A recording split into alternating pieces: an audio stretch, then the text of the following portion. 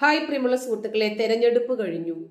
ഏതാണ്ട് വോട്ടെണ്ണല് നടപടികള് കെങ്കേമമായി പുരോഗമിച്ചു.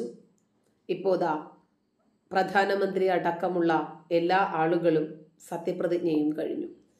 ഈ സമയത്ത് വീണ്ടും തമ്മിലടി രൂക്ഷമായി തുടരുകയാണ്. അതങ്ങനെയാണല്ലോ പലപ്പോഴും.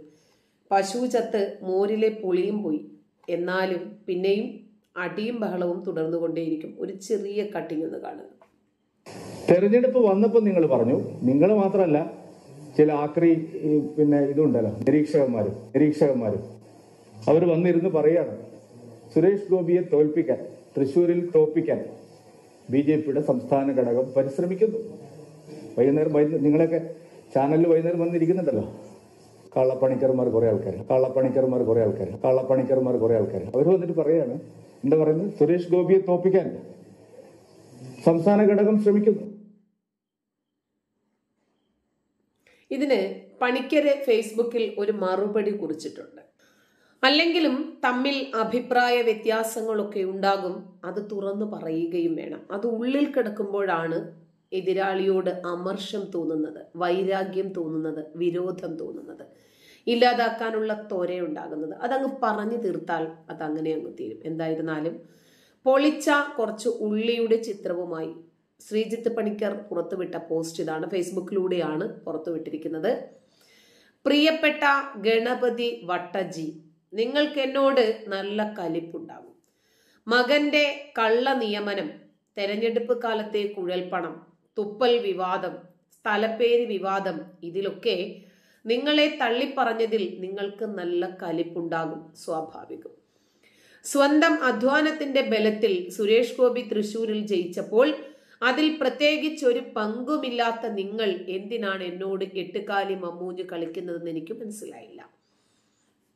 സുരേഷ് ഗോപി തന്റെ മണ്ഡലത്തിൽ നടത്തിയ ഇടപെടലുകൾ, നേരിട്ട ആരോപണങ്ങളിലെ പൊള്ളത്തരങ്ങൾ, ഇതേക്കുറിച്ചൊക്കെ ഞാൻ ചർച്ചകളിൽ പറഞ്ഞതിന്റെ 10-1 നിങ്ങൾ എവിടെയെങ്കിലും പറഞ്ഞിട്ടുണ്ടോ? അനാവശ്യമായ ഒരു സ്ഥലനാമ വിവാദം കുത്തിപ്പൊക്കി മറ്റ് സ്ഥാനാർത്ഥികളുടെ കൂടി സാധ്യതകളെ അട്ടിമറിക്കാനാണ് നിങ്ങൾ ശ്രമിച്ചത്. അല്ലെങ്കിൽ ഒരു MP-ക്ക് എങ്ങനെ ഒരു സ്ഥലത്തെ പുനഃനാമകരണം ചെയ്യാൻ കഴിയുമെന്ന എന്റെ ചോദ്യത്തിന് മറുപടി പറയൂ. കഴിഞ്ഞ തവണ സാധ്യതകൾ ഇല്ലാതാക്കാൻ 3 ഡസൻ സീറ്റ് എന്നതായിരുന്നു നിങ്ങളുടെ അവകാശവാദം.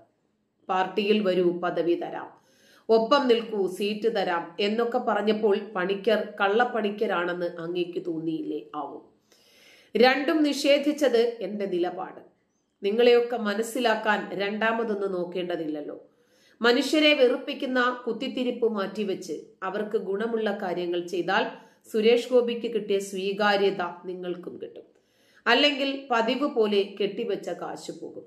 ഒരു കാര്യത്തിൽ നന്ദിയുണ്ട്, സോഷ്യൽ മീഡിയയിൽ ചിലർ എനിക്ക് ചാർത്തി തന്ന ആ ചാപ്പ നിങ്ങളായിട്ട് തിരുത്തിയല്ലോ, സന്തോഷം. പണിക്കർ. ചിത്രം ചെറിയ ഉള്ളി തൊലി ഉരിച്ചത് എന്ന് പറഞ്ഞിട്ടാണ് കുറച്ച് ഉള്ളിയുടെ ചിത്രവും കൊടുത്തിരിക്കുന്നത്. ഇതിന് 4.8K ആണ് കമന്റു മാത്രമുള്ളത്. 24K ലൈക്കും മറ്റ് ഇമോജിയും ഒക്കെ ഉണ്ട്. 1.5K ആണ് ഷെയർ ചെയ്യപ്പെട്ടിരിക്കുന്നത്. ഇതില് ചില കമന്റുകൾ നമ്മളൊന്ന് നോക്കണം. പ്രിയപ്പെട്ട പണിക്കർ സർ, ദേശീയതയുമായും കേരള രാഷ്ട്രീയത്തിന്റെ വിശദീകരണങ്ങളും ആശയപരമായി ഏറെക്കുറെ അടുത്തു നിൽക്കുന്ന താങ്കൾ പല വിഷയത്തിലും വളരെയേറെ നന്നായി കാര്യങ്ങൾ പൊതുജനങ്ങൾക്കിടയിൽ അവതരിപ്പിച്ചിട്ടുണ്ട്. ആ കാര്യത്തിൽ തർക്കമൊന്നുമില്ല. പക്ഷേ ഓൺലൈൻ സംഖ്യകളുടെ കയ്യടി ഉണ്ടെന്ന് കരുതി സംഘടനയുടെ തീർപ്പ് കൽപ്പിക്കുന്ന കോടതിയും അവസാന വാക്കും അടിവരയും ഒക്കെ താങ്കളാണെന്നൊരു തോന്നലൊക്കെ നല്ലതല്ല.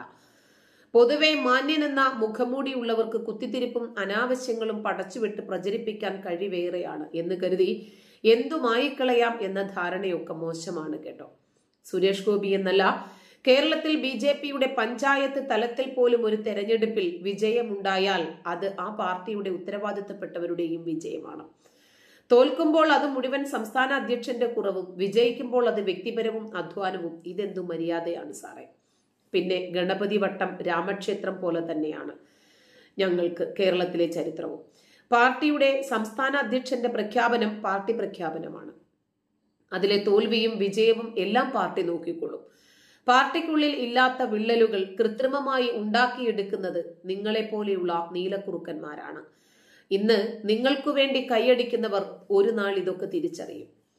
അതുവരെ താനാണ് കോടതിയും നിയമവും തീർപ്പും എന്നൊക്കെ ചമഞ്ഞിരുന്നുള്ളൂ എന്ന് കരുതി പാർട്ടിക്ക് മുകളിലേക്ക് വരരുത്. നാളിതുവരെ ഒരു നിരീക്ഷകന്മാരുടെയും തണലിലല്ല ഈ പാർട്ടി വളർന്നത്. ഇനി മുൻപോട്ടും അങ്ങനെ തന്നെയാകും. പിന്നെ പാർട്ടിക്കുള്ളിലെ പ്രശ്നങ്ങൾ അത് പാർട്ടിയുടെ പ്രശ്നങ്ങളാണ്. പുറത്തുനിന്ന് ഒരുത്തന്റെ ഉപദേശം ഞങ്ങൾക്ക് ആവശ്യമില്ല. അപ്പോൾ നമ്മുടെ രാമസിംഹൻ അബൂബക്കർ ഒരു കമന്റ് ഇട്ടിട്ടുണ്ട്. ചോദിച്ച വയറ് നിറച്ചു കൊടുക്കണം, പക്ഷേ ചെറിയുള്ളി ഫോട്ടോ ശരിയായില്ല, സവാള ഫോട്ടോ മതിയായിരുന്നു. പിന്നെ ഉള്ളിയുടെ വില വീണ്ടും ഇടിഞ്ഞു. അടുത്ത രഞ്ജിനി, CAA മുതൽ അങ്ങോട്ട് പലതും സാധാരണ ജനത്തിന് മനസ്സിലാകുന്ന രീതിയിൽ വിശദീകരിച്ചും കേന്ദ്ര പ്രതിപക്ഷത്തിന്റെയും കേരള സർക്കാരിന്റെയും പല കള്ളത്തരങ്ങളും തെളിവ് സഹിതം പൊളിച്ചടുക്കിയും ശ്രീജിത്ത് പണിക്കർ തിളങ്ങി നിൽക്കുമ്പോൾ അതിന്റെ ഗുണം കിട്ടിയത് കേരളത്തിലെ BJPക്കാണ്. അതാരും മറക്കരുത്. അടുത്തത്, പൊതുവെ പറഞ്ഞാൽ കേരളത്തിലെ ഒട്ടുമിക്ക ഭാരതീയ ജനതാ പാർട്ടി അനുഭാവികൾക്കും എന്തിന് കൂടെ നിന്ന് ചിരിക്കുന്നവർക്ക് പോലും അനഭിമതനാണ് ഇപ്പറഞ്ഞ വട്ടഞ്ചി. നേരിട്ടും അല്ലാതെയും കൃത്യമായി അറിയാം. ഒരുപാട് പരിചയസമ്പന്നരായ ആളുകൾ ഒരു പാർട്ടിക്ക് ഒരു പരിപാടിക്ക് പോലും പോകാതെ വോട്ട് പോലും ചെയ്യാതെ വീട്ടിലിരിക്കുന്നവരുണ്ട്. ശബരിമല പ്രക്ഷോഭം കഴിഞ്ഞ സമയത്ത് തൊട്ട് നാട്ടുകാർ വീരപരിവേഷം ചാർത്തിക്കൊടുത്ത ആ ഹാങ് ഓവറിൽ നിന്ന് ഇനിയും ഇദ്ദേഹം മുക്തനായിട്ടില്ല. മാത്രമല്ല കുഴൽപ്പണവേട്ട, മകന്റെ നിയമനം എന്ന് തുടങ്ങി പല യുവ നേതാക്കൾക്കും പാലം വലിച്ച കഥയൊക്കെ പരസ്യമായ രഹസ്യമാണ്. ഇതെല്ലാം പോട്ടെ, ഇപ്പോൾ കിട്ടിയിരിക്കുന്ന ഈ MP സ്ഥാനം ശരിക്കു പറഞ്ഞാൽ നന്മയുടെ മാത്രം വിജയമാണ്. അതിൽ പങ്കു പറയാനും വഹിക്കാനും അർഹതയുള്ളവർ കേരളത്തിലെ യുവജനങ്ങളും സ്ത്രീകളും സാമൂഹ്യ മാധ്യമങ്ങളിലെ അനിതര സാധാരണമായ പിന്തുണയുമാണ്. അല്ലാതെ വല്ലവനും പാടിയ പാട്ടുകൾ ഏറ്റുപാടാനും അതിന്മേൽ കലഹമുണ്ടാക്കാനും ആർക്കും പറ്റും. ജോർജ് കുര്യൻ അറിഞ്ഞവർക്കും തിരിഞ്ഞവർക്കും ദഹിക്കുമോ? ഒതുക്കലിന്റെ രാഷ്ട്രീയം കളിക്കുന്നവർക്ക് അധിക കാലം ഒളിച്ചു വെക്കാൻ പറ്റില്ല. കാലം പല്ലിളിച്ച് കാണിക്കും. വർദ്ധിത വീര്യത്തോടെ KJP എന്ന പേരിൽ അറിയപ്പെടാൻ ഒരു പരിധിവരെയെങ്കിലും വട്ടജിയും സന്തത സഹചാരികളും കാരണക്കാരാണ്. ഇനിയും വൈകിയിട്ടില്ല. അനാവശ്യ ഈഗോയും താൻ പോരിമയും കുശുമ്പും കുന്നായ്മയും മാറ്റിവെച്ച് കച്ചമുറുക്കി മുന്നോട്ടിറങ്ങിയാൽ 2026 അരക്കൈ നോക്കാം. അതിന്റെ ഗുണവും കിട്ടും. അടിപൊളി കമന്റ്. രഞ്ജിത്ത്, ശബരിമല ഇഷ്യൂവിൽ അത്രയും സംഭവിച്ചിട്ടും BJPക്ക് ഒരു സപ്പോർട്ടും കിട്ടാത്തതിന്റെ പ്രധാന കാരണം ഈ ഉള്ളിയെ പോലെയുള്ളവരാണ്. നിങ്ങൾ തീർന്നു. മുതിർന്ന നേതാവിനെ അപമാനിക്കുന്നു. നിങ്ങൾ ആരാണ് എന്ന് കാണാൻ പോകുന്നതേ ഉള്ളൂ. പണിക്കർക്ക് ഗവർണറാകാനുള്ള കഴിവുണ്ട്, ഉള്ളിക്ക് പഞ്ചായത്ത് പ്രസിഡന്റ് ആകാനുള്ള കഴിവ് പോലുമില്ല. അടുത്തത്, സോഷ്യൽ മീഡിയയിൽ സജീവമായ വലതുപക്ഷ അനുഭാവികൾ എല്ലാവരും ജോലി ചെയ്ത് ജീവിക്കുന്നവരാണ്. അവർ 1 രൂപയുടെ സഹായമോ പിന്തുണയോ ഒന്നും പ്രതീക്ഷിക്കുന്നുമില്ല. ഭീകരമായ സൈബർ ആക്രമണം, കുടുംബത്തിന് നേരെയുള്ള ആക്രമണം, ജോലി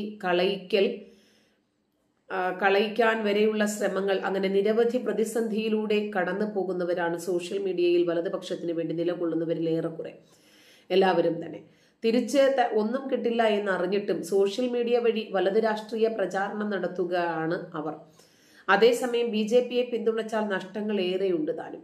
ഒരു കാര്യം ഉറപ്പിച്ചു പറയാൻ കഴിയും, കേരളത്തിൽ സോഷ്യൽ മീഡിയയിൽ BJPക്ക് അതിശക്തമായ വേരോട്ടമുണ്ടാക്കിയത് BJP പാർട്ടി അംഗങ്ങളോ BJP സൈബർ വിങ്ങോ അല്ല, മറിച്ച് പാർട്ടിയുമായി നേരിട്ട് ബന്ധമൊന്നുമില്ലാത്ത എന്നാൽ വലതുപക്ഷ രാഷ്ട്രീയം പിന്തുടരുന്ന ഒരു വലിയ സംഘം ആളുകളാണ്.